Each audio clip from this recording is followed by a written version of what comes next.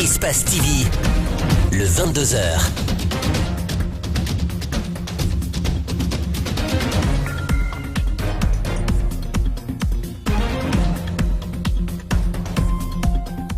Bonsoir à tous, très heureux de vous retrouver après ces quelques semaines de congé. Bienvenue aux 22h, voici les titres de l'actualité de ce lundi. Processus électoral, la CENI s'active dans les préparatifs des prochaines élections en Guinée. Les parties prenantes au processus électoral réunies au sein du comité interparti étaient en conclave ce matin à Conakry. En toile de fond, le choix des nouveaux opérateurs techniques et la mise en place des démembrements de l'institution. Le ministère de l'Élevage bénéficie de 500 000 doses de vaccins contre la peste des petits ruminants et 100 000 doses contre le charbon bactérien. Ce don du FAO et de l'USAID vise à lutter contre les maladies qui s'attaquent aux animaux. Enfin, nous évoquerons les funérailles de Dr Mamoudou Bolaro Bari, un jeune Guinéen tué en France en marge de la finale de la CAN Égypte 2019.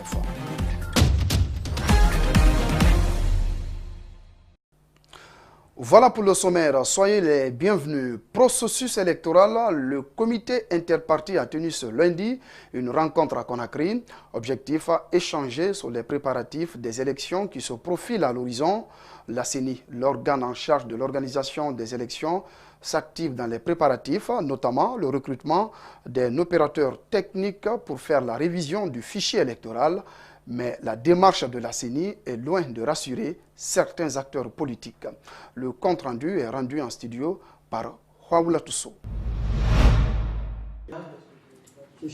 Lors de cette deuxième réunion du comité interparti, il a été surtout question du choix de l'opérateur technique devant assurer la révision du fichier électoral, mais aussi la mise en place des démembrements de la CENI.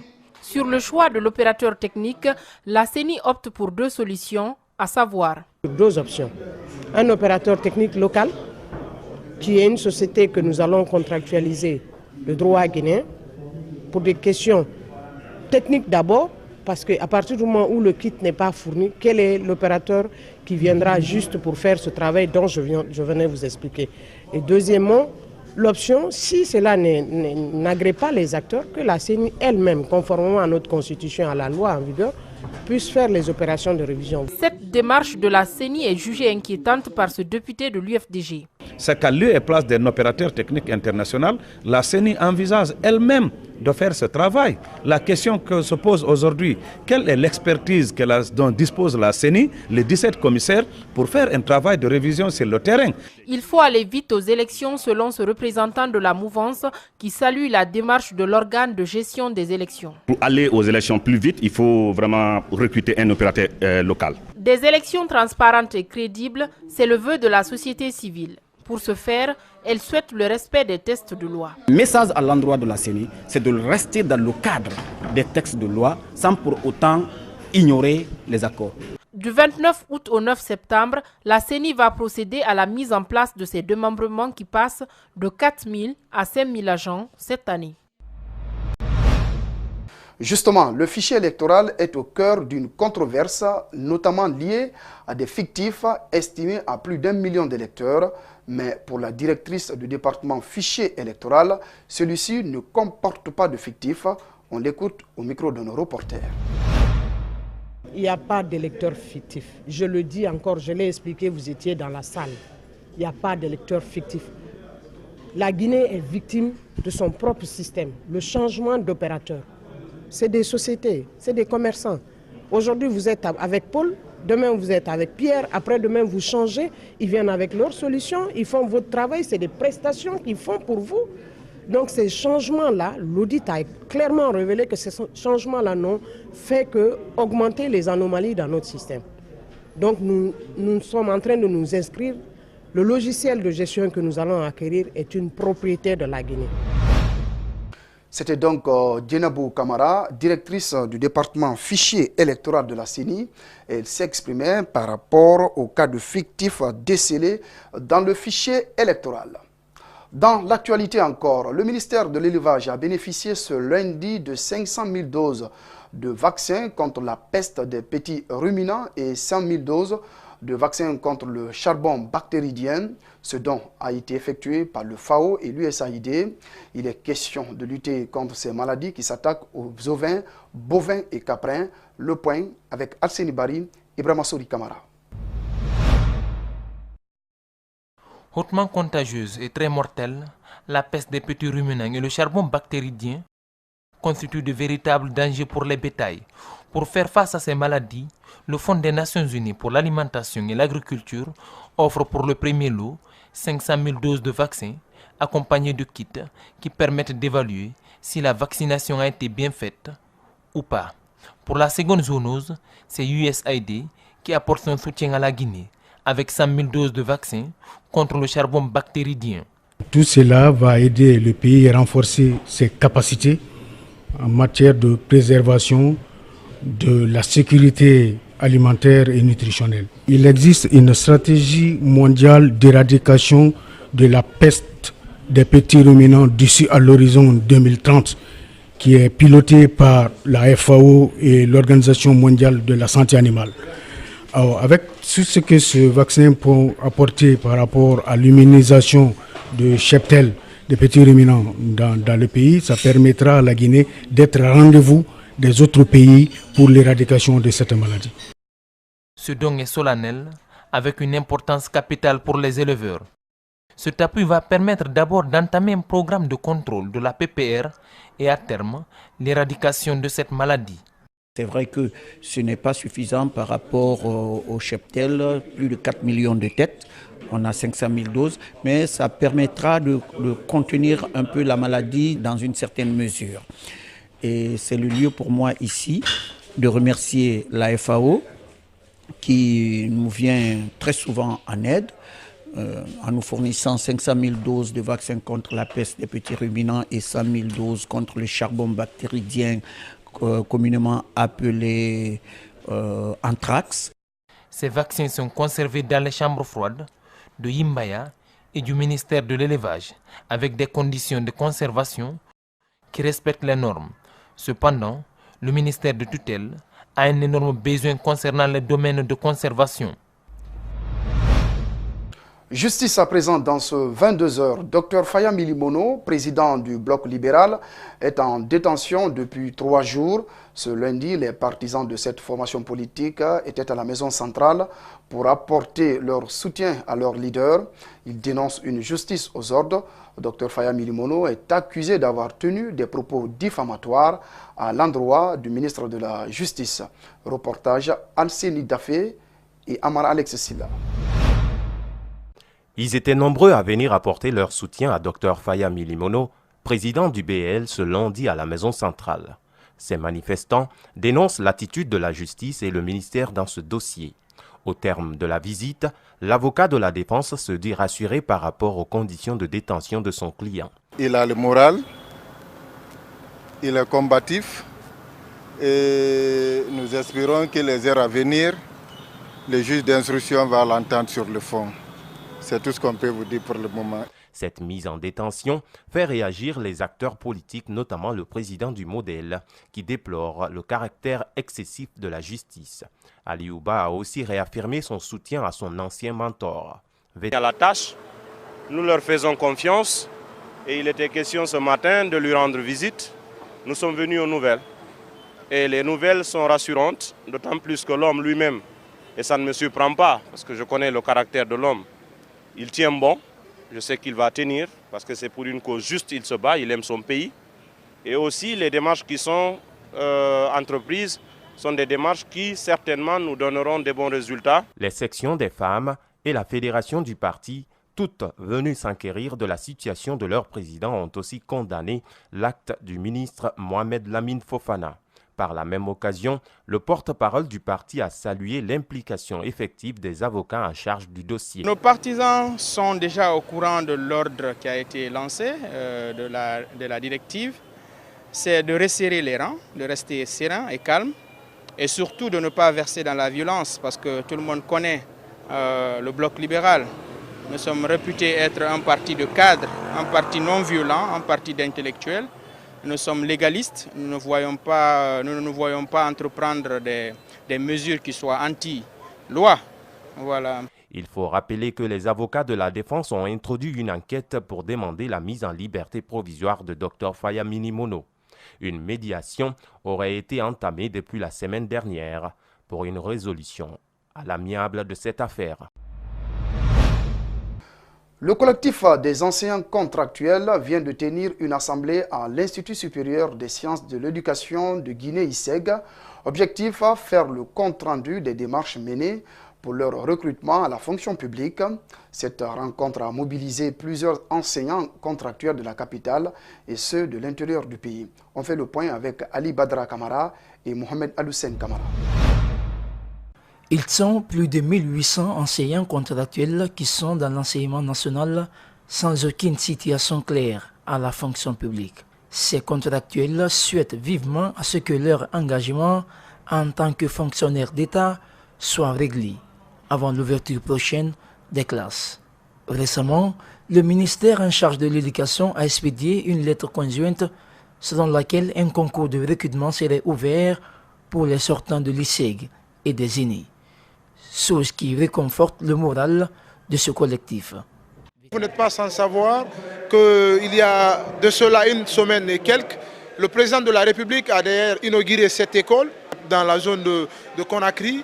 Et ces écoles doivent accueillir dès l'année prochaine plus de 1200 emplois directs et 2500 emplois indirects. Donc nous estimons que si l'État est vraiment dans la logique de recruter des professionnels de l'éducation qui seront engagés pour la réforme de ce secteur longtemps décrié, notre engagement à la fonction publique est sans condition. Sur les 8 régions administratives, ce collectif des enseignants contractuels est implanté dans 6 gouvernorats, ce pour le bon fonctionnement du collectif. À l'heure où je vous parle, l'écrasante majorité des professionnels de l'éducation sont avec nous. La preuve en est que nous sommes implantés à l'intérieur du pays. Nous sommes maintenant dans les 6 régions administratives. Sur les 8 régions administratives, nous sommes sur les sites. Cet autre enseignant contractuel est rassuré d'avoir une issue favorable avant la rentrée prochaine. Ces derniers temps, l'éducation s'est vraiment affaissée, surtout quand vous regardez un peu le résultat de nos enfants au niveau des différents examens nationaux. Donc le gouvernement a compris que la solution, c'est avec nous, professionnels de l'éducation, nous qui avons fait l'ISEG, mais aussi les aînés. Selon ce collectif, la seule manière de réformer le secteur de l'éducation en Guinée est de procéder au recrutement des professionnels de l'éducation. Nous attendons vraiment que ce rêve soit maintenant une réalité. Nous voulons vraiment être dans ces différentes écoles. Le premier congrès amical des anciens étudiants de l'université de Kankan s'est tenu ce samedi 3 août à Conakry. En toile de fond, la mise en place du nouveau bureau national et de fédérer les anciens étudiants de la dite institution. Plusieurs cadres anciens étudiants ont pris part à ce congrès qui a mobilisé près de 200 personnes. Décryptage d'Ibril Ba et Haj Aliouba. C'est dans une salle archi-comble que le premier congrès amical des anciens étudiants de l'université de Kankan s'est tenu. 13 postes étaient à pourvoir à l'issue d'une élection. Ali Ousmane Kamara, chef service administratif et financier à l'administration générale du Palais du Peuple, a été élu président à l'unanimité. Vous avez des ministres parmi nous, vous avez des directeurs, vous avez des chefs de service. À l'idée de savoir qu'à Kankan, ceux-ci étaient dans une famille aujourd'hui qui sont au-delà de leur famille biologique et que le travail, les enseignements, la culture, la formation apprise là, les porte bonheur ou les porte chance à être des serviteurs de la nation aujourd'hui. Eu égard à ce que Kankan donne comme rapprochement, comme fraternité, ce n'est qu'une satisfaction et ce n'est qu'une joie que nous ressentons à participer ou à être acteurs, membres de la vaillante association des amicales des étudiants de Kankan. Bantamasso est un fruit de l'université de Kankan. Ce congrès, selon lui, vient de satisfaire une des préoccupations majeures de l'association. L'objectif de l'association le dit, nous entraider. Je peux quelque chose que l'autre ne peut pas, l'autre peut quelque chose que je ne peux pas. Donc en se retrouvant au sein d'une organisation, chacun peut un peu, nous pouvons faire de grandes choses. Enthousiastes, certains cadres ont quasiment fait 10 ans avant de retrouver leurs camarades dans cette salle où a eu lieu le congrès. C'est que ce comité, c'est pourquoi j'ai pas eu de mots. Parce que j'étais très content, tout avait été dit. Avant de devenir une université en 1989, l'université de Kankan était une école normale supérieure en 1966, puis un institut polytechnique en 1969. Partons à présent à l'intérieur du pays. Visite ce week-end sur le champ de manioc du religieux Mouktar Doumbouya à Barkaya, dans la sous-préfecture de Tormelin, préfecture de Fria. Des plantations de manioc et d'anacarde d'une superficie de 360 hectares viennent d'être réalisées par le religieux en vue d'améliorer les conditions de vie des populations de Fria, mais aussi de la Guinée en général. Nos reporters ont visité les travaux champêtres réalisés par Mouktar Doumbouya et son équipe. Le reportage est signé Mohamed Valek Touré, Ibrahima Souri Kamara. Nous sommes à Tormelin, district de Barkaya, une localité où 360 hectares de cultures vivrières sont réalisés. Une initiative du religieux Mouktar Doumbouya et de son équipe qui envisage mettre en place une filière manioc et anacarde structurée et compétitive qui va servir à améliorer les conditions de vie des populations. Le développement et la paix, il faut avoir le manger. Il faut avoir le manger et on ne peut pas avoir le manger si la pluie ne vient pas. Si vous ne suivez pas, franchement, vous ne plantez pas, vous ne travaillez pas, vous n'allez pas à l'élevage, vous ne pouvez pas aussi avoir la crédibilité de vos familles. Le manioc, une culture rentable qui s'étend sur ce champ d'une dimension de 180 hectares, déjà mise en valeur. Le producteur estime qu'à part les mines, l'agriculture peut aussi développer le pays. Des variétés de tubercules sont produites sur cette plantation dont la visite dépasse de tout commentaire chez les autorités locales. Quiconque fait l'agriculture est un homme béni, un homme de Dieu. Et je suis d'accord avec ce que Elhadj Mouktar Amin Doumbouya est en train de faire au niveau de notre préfecture aujourd'hui. Toutes ces réalisations ont été rendues possibles grâce à l'appui des ingénieurs agronomes qui ont accompagné l'initiateur dans la réflexion du projet.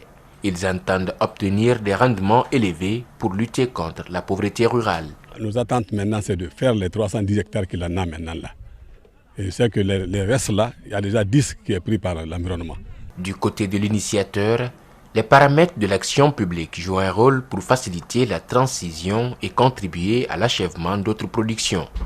Des réformes devraient être mises en œuvre pour aider ces agriculteurs qui souhaitent poursuivre leur activité à relever les niveaux de productivité. Encourager la mutation foncière, favoriser la poursuite du développement foncier en zone rurale et apporter une assistance technique aux agriculteurs figurent au nombre des mesures à prendre. La deuxième journée des assises de Dogoltouma a été consacrée à la visite des sites touristiques de la localité, des sites merveilleux mais qui sont à l'état sauvage. Les jeunes de Dogoltouma cherchent à les valoriser par des moyens que vous allez voir dans ce reportage d'Abou Korea Kourma et Mamadou Kalisso. Dongoltouma, c'est aussi ces sites touristiques. À présent, nous sommes sur le site appelé Tuntilbonogi. Ça veut dire la falaise des hyènes. Ce site est situé dans le district de Douki, à une dizaine de kilomètres de la commune rurale de Dongoltouma. À présent, nous allons approcher notre guide ici. Il va nous donner quelques informations liées à ce site. 30 ans derrière, il y avait beaucoup de hyènes. Les hyènes, donc, maintenant, mais il n'y en a plus. Donc, ça, c'est pourquoi ils l'ont nommé ici en poulard Tunti Bonoji. Ça fait la crochet des hyènes. Ok. Est-ce que vous recevez régulièrement ici je recevais beaucoup de visiteurs, par exemple. Je me souviendrai, l'ex-ambassadeur des États-Unis, son Excellence Denis Hankins, est venu ici 2 fois. L'un des objectifs des assises de Dongoltouma est de réfléchir sur des voies et moyens afin de mettre en valeur ces différents sites touristiques. L'idée, c'est non seulement de valoriser ces sites et aussi permettre à nos guides touristiques de pouvoir mettre en place un mécanisme de génération de revenus par rapport à tout ce qui se passe ici. Aujourd'hui, les gens viennent parfois sans passer par lui, je dirais clandestinement, et tout pour y faire pendant que ça appartient à la commune. Et tout ça. Donc nous pensons qu'avec ces assises, il y aura une autre vue au niveau du ministère du Tourisme pour qu'on puisse vraiment mettre en valeur ces sites. L'autre obstacle à franchir pour rallier ces sites, c'est la route entre Pita et Dongoltouma, distante de près de 65 km. Cette route, quasi impraticable, jonchée de cailloux et de fossés, ne donne qu'une envie aux visiteurs, se retourner. Mais avec une équipe de guides dynamiques, les supplices du parcours sont surmontés. Et nous avons une promesse que dès la fin des grandes pluies, ils vont commencer. Ils ne vont pas mettre du bitume, mais ils vont reprofiler complètement la route de Pita jusqu'à Dongol.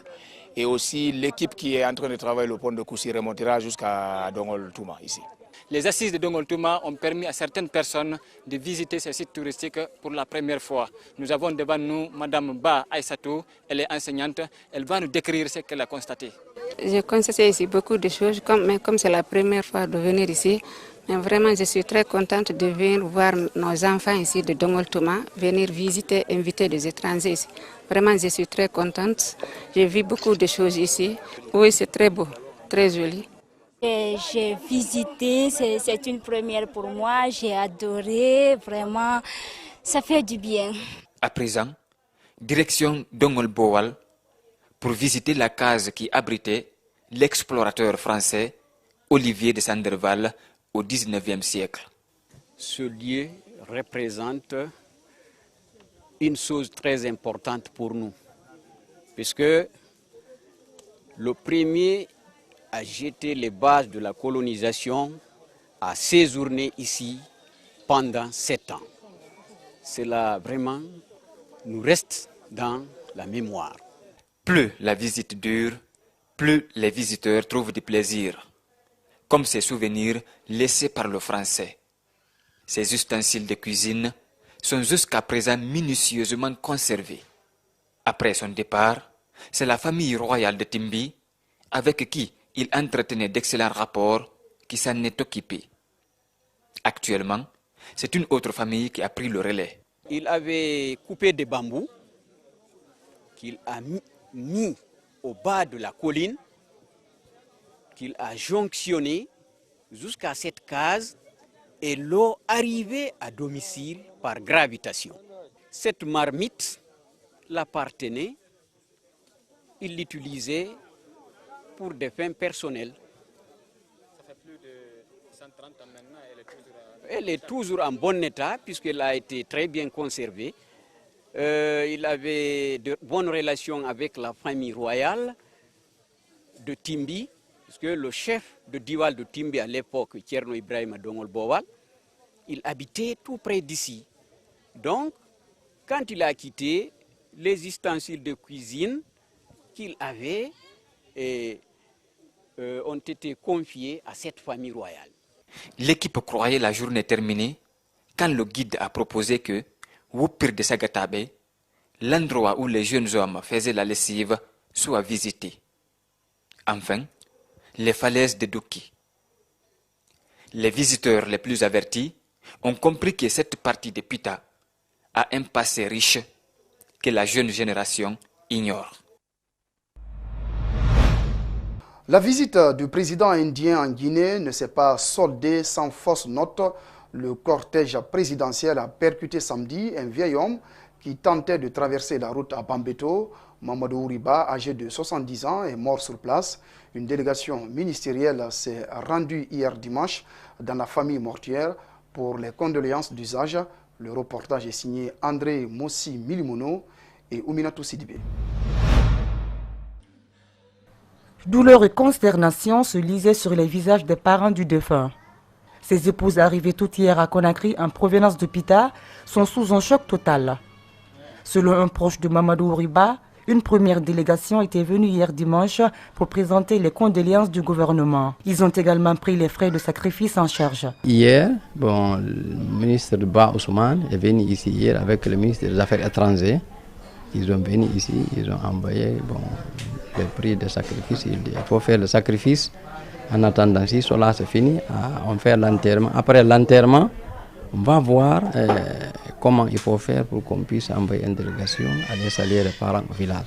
Sur la question de savoir si la famille comptait porter plainte, il répond qu'aucune plainte ne sera déposée car si cela est arrivé, ils ne peuvent que s'en remettre à la volonté divine. Par contre, la famille appelle au soutien du gouvernement et des bonnes volontés pour venir en aide aux épouses et aux enfants du défunt. Non, on ne porte pas la plainte. On attend de bonne foi du gouvernement parce qu'ils aussi ils ont des familles. Hein? Ils savent ce qui fait des responsables de la famille. Si les responsables n'existent pas, qu'est-ce qui va se passer avec les petits-enfants, avec beaucoup de femmes et au village? S'il avait au moins des enfants qui sont grandis, là nous parlons de soutenance, mais il n'y a rien, il n'y a pas d'espoir. Et les plus proches n'ont pas de moyens. C'est là le problème. En tout cas, nous comptons beaucoup sur eux, nous comptons sur toutes les bonnes volontés pour aider ces enfants orphelins. Mamadou Ouriba a laissé derrière lui 3 femmes et plusieurs enfants. Il a été inhumé ce lundi soir au cimetière de Yataya T6. La dépouille mortelle de Mamadou Bolaro Bari est arrivée dans la nuit du samedi à l'aéroport international de Conakry-Bessia. Plusieurs personnes ont effectué le déplacement pour aller accueillir le corps de ce Guinéen qui a été tué en France. Idrissa Bari et Aliouba étaient de la partie. Suivez leur compte-rendu.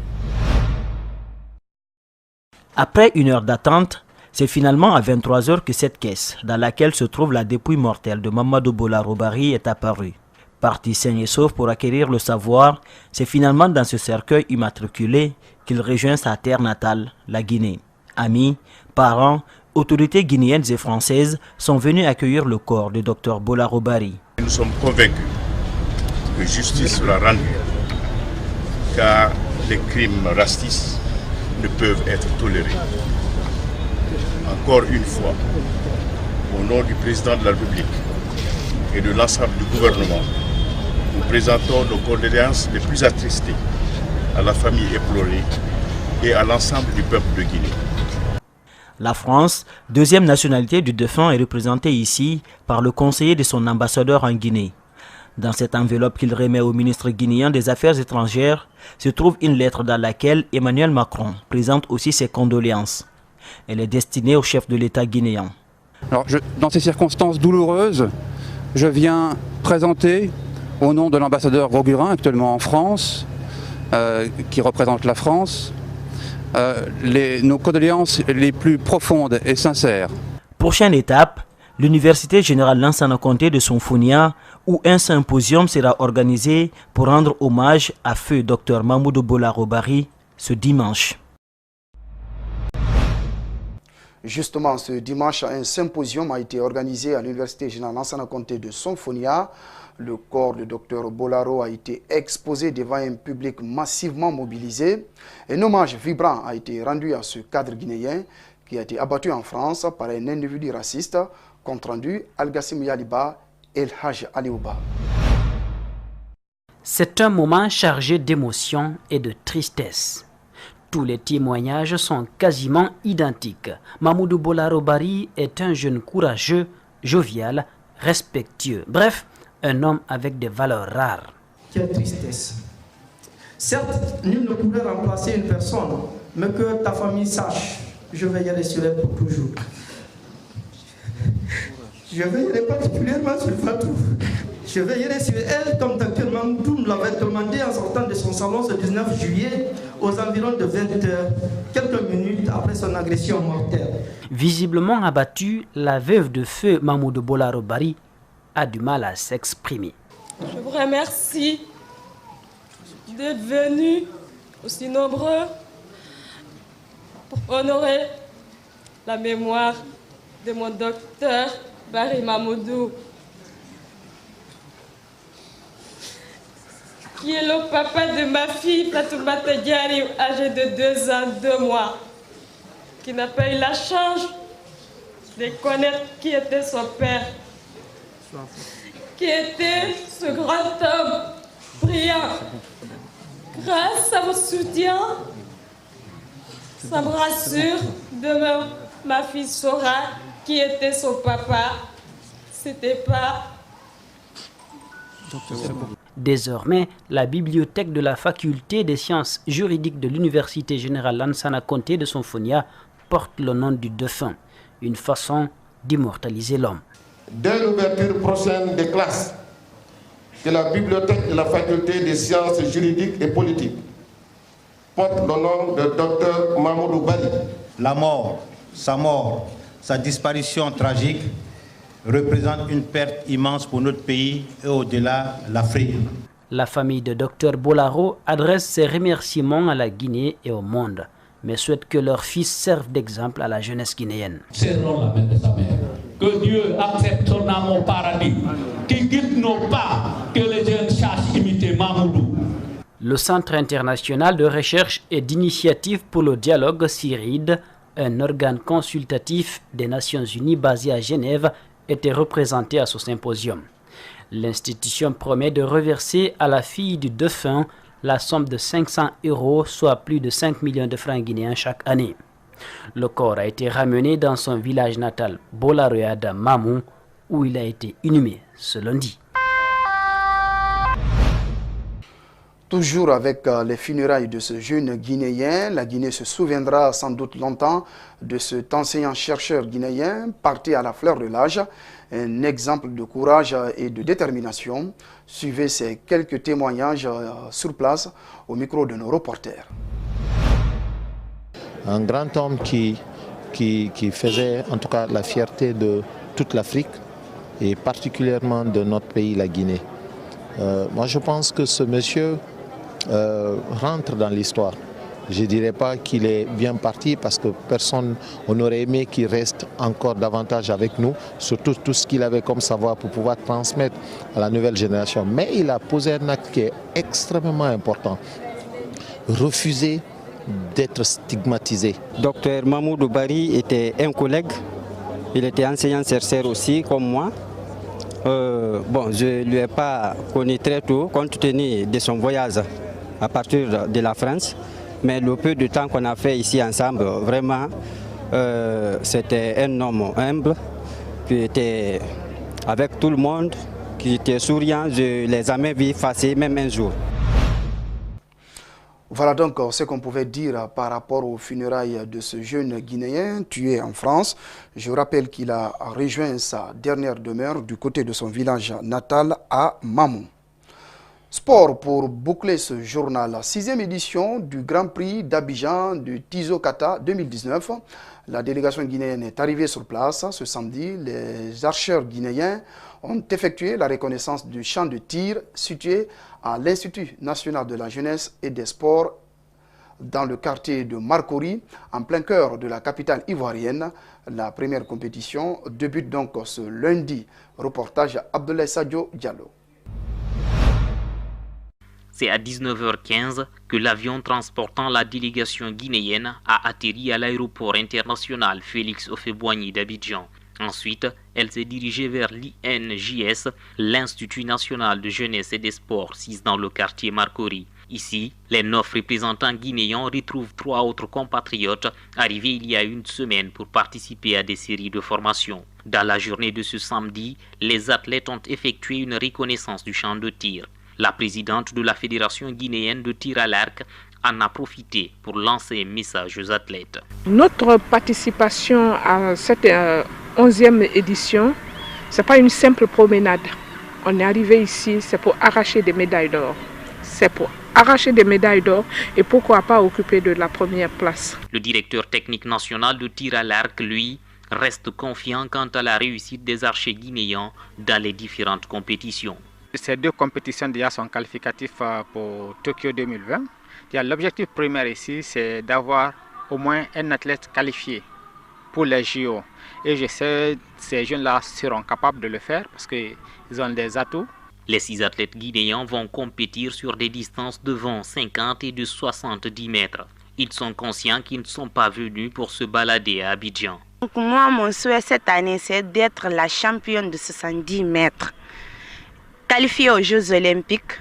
Je veux les médailles d'or sur 20 mètres, 50 et 70 mètres. L'État a mis les moyens nécessaires pour accompagner ses archers, soutient son émissaire. L'État a pris le billet d'avion aller-retour des archers et en plus l'équipement aussi pour le bon déroulement de cette compétition. Une information tacitement rejetée par les sportifs car certains parmi eux n'ont pas encore leur flèche complète alors que la compétition, le Grand Prix d'Abidjan, débute lundi prochain. Une inquiétude donc pour ces archers qui prendront aussi part au tournoi international zone ouest et centre d'Afrique de tir à l'arc Tizokata prévu les 9 et 10 août prochains. D'autres pays comme le Togo, le Cameroun et le pays hôte, la Côte d'Ivoire, sont eux aussi déjà sur place. Abdoulaye Sadio Diallo, Abidjan, Espace TV. C'est la fin donc de ce journal. Merci à tous de l'avoir suivi. Merci aux équipes en régie en édition. Ce journal est à retrouver sur notre site espacetvguinée.info. Je vous retrouve demain pour d'autres infos. Bonsoir chez vous.